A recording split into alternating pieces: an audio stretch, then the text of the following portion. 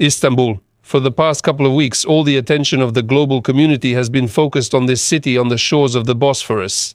It's no surprise, since the first official Ukraine-Russia talks in 3 years happened here.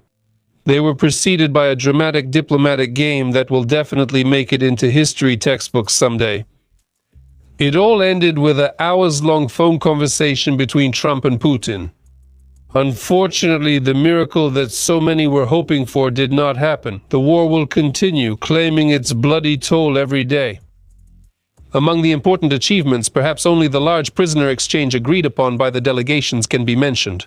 At least for this reason alone, this meeting can be considered important and necessary.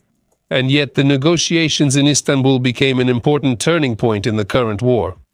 They clearly showed the parties' positions, their goals, and their overall view of the situation. Another important point. The meeting in Istanbul can be called the culmination of Trump's diplomacy regarding the Russian-Ukrainian war. Well, let's break down what happened there and try to predict what Russia, Ukraine, the US, the European Union countries, and China will do next. My name is Semyon, this is Nika Show TV. Let's begin.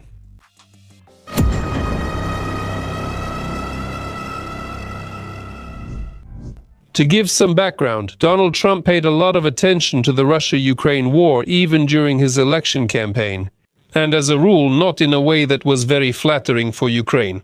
He accused Zelensky of begging, said that every Ukrainian city had been completely destroyed, and threatened to stop all military aid to Kiev if he won. And at the same time, Trump promised to end the war in 24 hours, and after winning the election with his characteristic wild energy, he rushed to fulfill his promise. However, he did it in a rather peculiar way.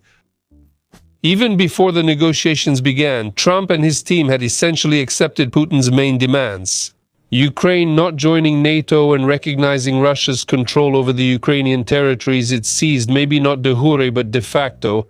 Trump began openly pressuring Zelensky, apparently believing that the fastest way to end the war was at Ukraine's expense, without worrying too much about its future. The result of this approach was a shameful scene of a quarrel in the Oval Office of the White House. After that, the US stopped military aid to Ukraine. Later, though, things calmed down a bit. Trump and Zelensky met many times and talked on the phone. And eventually, in March, with US mediation, Russian-Ukrainian negotiations began in Saudi Arabia, and it was there that the idea of a full 30-day ceasefire first emerged. Like, let's first stop the killing and only then start negotiating for peace. It's a pretty logical approach, but the Russians didn't agree to it. In early May, the US and the EU jointly appealed to Russia with a proposal for a 30-day ceasefire. And they didn't just appeal, they threatened serious economic sanctions if Russia refused. And that's when the most interesting thing happened. On the night of May 11, Vladimir Putin made a statement in which he rejected a ceasefire, but he proposed to start direct negotiations with Ukraine in Istanbul. It seemed that Moscow had made a strong move, immediately throwing all of the West's plans into disarray. But Volodymyr Zelensky stood out, not only agreeing to the negotiations, but also personally inviting Vladimir Putin to take part in them. Moscow was simply stunned by such an offer. For almost 2 days, there was no information from the Kremlin about whether Vladimir Putin would go or not. If he doesn't go, then who will be part of the Russian delegation? As usual, Donald Trump added fuel to the fire. He was extremely pleased with Volodymyr Zelensky's idea. He even promised to come to Istanbul himself if, of course, both presidents would be there. I think that was the key moment of this whole story. The Kremlin was deciding whether to continue the war or to make peace on the most favorable terms for themselves, which their friend Donald could achieve. It's obvious that the war party in Putin's inner circle prevailed, maybe even much earlier. That's why he didn't go to Istanbul at all. Instead, he sent a group of unknown nobodies there, led by the clown Medinsky. Interestingly, on the evening of May 14, the president of Brazil, Lula da Silva, unexpectedly arrived in Moscow. And he didn't just come from anywhere, but from China. Well, rumor has it that he brought Putin an order from Xi himself not to jerk people around, to fly to Istanbul and to end the war. And since the Kremlin dwarf didn't even receive silver, after spending several hours at Domodedovo, he flew home, as they say, empty-handed. The composition of the Russian delegation was announced literally on the eve of the negotiations, in the evening of May 14. After that, even the most die-hard optimists lost hope for a positive outcome of the meeting. Ход переговоров. Ukraine sent a significantly more representative delegation to Istanbul than Russia. It included Defense Minister Rustem Umerov, First Deputy Foreign Minister Serhiy Kislitsia, top officers of Ukrainian intelligence agencies and the General Staff. The negotiations began on May 15. They predictably turned into a farce. Russia demanded that Ukraine give up 4 regions: Donetsk, Luhansk, Zaporizhia, and Kherson, as well as recognize Crimea as Russian. Actually, no, that's not quite right. Medinsky demanded that Ukraine withdraw its troops from the 4 supposedly Russian regions. They were added to the Russian constitution, so we should understand that. And a few other minor things as well.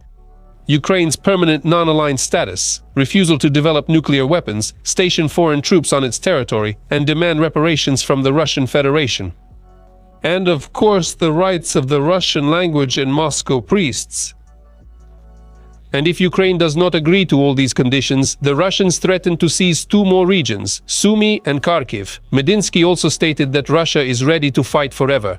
As an example, he mentioned the Northern War, which lasted 21 years later. In an interview with journalists, he mentioned 2 things. 2 fake quotes from Napoleon and Bismarck, which put the perfect finishing touch on these so-called negotiations. At the Russian delegation's request, Americans were barred from the meeting room. And Secretary of State Rubio himself refused to participate in the negotiations, calling the level of the Russian side too low. There was only one positive thing about this meeting. The parties agreed on the largest prisoner exchange, 1,000 for 1,000. Relevant agencies are now working on its implementation. But it also seems that they agreed on new meetings, although that's not certain. On May 19th, there was a phone conversation between Trump and Putin that lasted more than 2 hours and, as expected, ended with no results. Although Trump himself, after the call, started saying that Putin really wants peace and is ready to make a deal, and that Russia and Ukraine should immediately start direct negotiations. That's why he opposes introducing new sanctions against Moscow. EU leaders and Zelensky were shocked by such statements from the Russian president. During the conversation, Putin also claimed Ukrainians allegedly planned terrorist attacks near the Kremlin on May 9th, but the attacks were prevented at the last moment. In general, it's just more nonsense.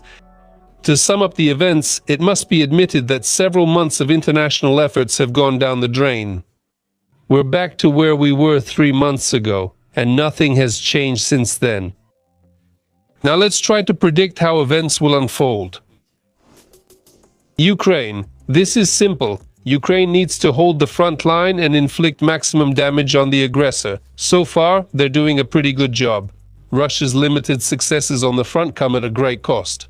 We must keep reforming the army by accelerating the core system transition, developing drones, and focusing more on our military-industrial complex. We should engage Europeans more in developing our defense industry since they have the funds and technology. Clearly, we need to win their support. A lot depends on him. However, for now, this task seems almost impossible. The American president is far too favorable toward Putin. Zelensky has already managed to do a lot in terms of building relations with the new American administration, but it's unlikely that he'll be able to bring Trump over to the side of good. Russia. Things are even more interesting here. This year, we finally saw the collapse of the Russian economic miracle, which can be explained very simply. From the very beginning of the war, Russia was simply burning through its financial reserves accumulated during the boom years.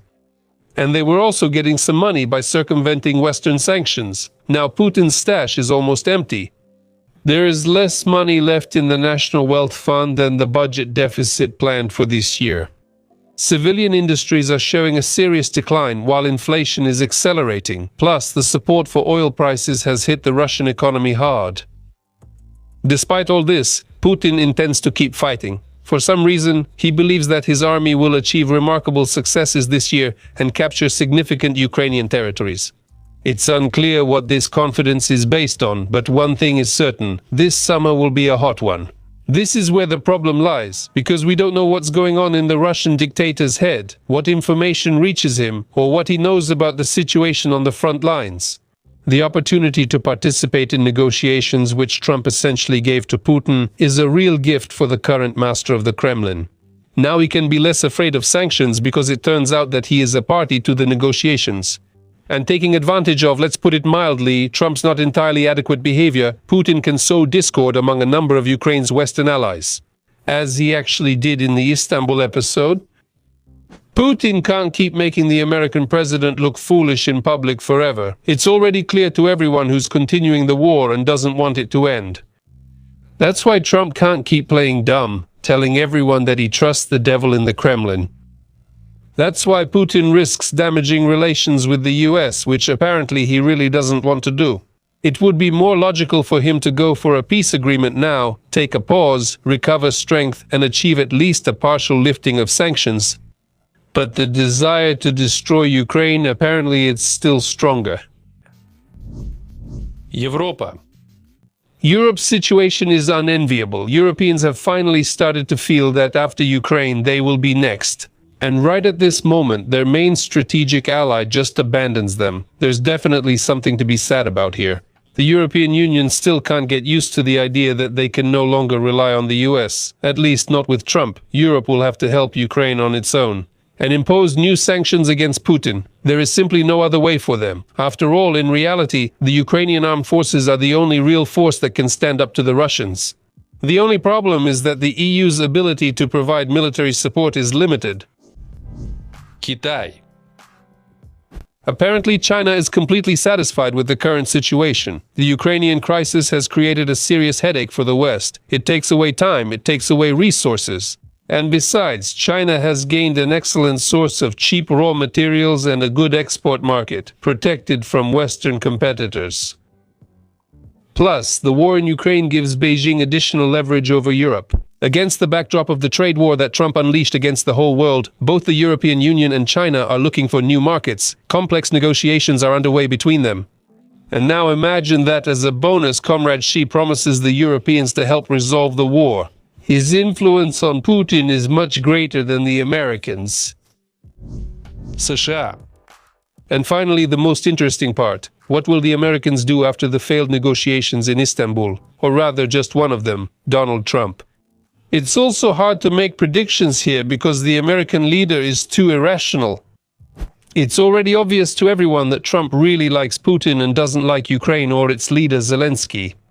However, ignoring reality, as he is doing now, also can't go on forever. Public opinion in America itself is also important here. According to the latest polls, 62% of Americans believe that the US should continue to help Ukraine. That's a very impressive number, and Trump can't ignore them. Also, 64% of US citizens believe that Kyiv should receive security guarantees from Washington if it makes concessions to end the war. It's obvious that all of Trump's diplomatic efforts have reached a dead end, and you can't get out of it by trying to persuade Putin. Serious sanctions need to be imposed against Russia together with Europe, which he despises. More weapons should be given to Kyiv, and the proposals regularly brought to him by messengers from Moscow should be rejected. He doesn't want to do any of this. In this case, there's only one way out: to quietly withdraw from the Ukraine issue. Yes, that's impossible. That's very good for his ratings, but Trump already has so many failures that one more or one less won't make a difference. Both Trump himself and members of his inner circle have talked about a possible withdrawal from the negotiation process. After the Istanbul summit, Vice President J.D. Vance stated this directly. He directly called the current situation a dead end and added that the US is more than ready to withdraw from the peace process. On the other hand, the US cannot stay on the sidelines if a major war breaks out in Europe, because the European Union is the largest trading partner of the US and a key ally. Destabilization of the regions will inevitably deal a blow to American interests, and the defeat or weakening of Ukraine will create conditions for increased Russian interference in other regions, from the Middle East to Africa. If the US refuses to actively contain Putin's Russia now, it will cost much more in the future. But all of these are strategic issues, and Trump is clearly not shy about them. In any case, for him, a quick result is important right now. After all, the 2026 Senate elections are just around the corner, and so far it's been nothing but failures. Ordinary Americans definitely feel this in their wallets. That's why it's most likely now that the US will pull out of the negotiations, shifting this problem onto Europe. For Ukraine, of course, the issue of arms supplies is critically important. Most likely they will continue for now. But maybe they will be provided on a paid basis or through third countries. In any case, the situation is difficult. There's no turning back anymore. And the future is uncertain. That's all from me. Thank you for watching. Support the channel through sponsorship or by sending a direct transfer to PayPal. Goodbye, everyone.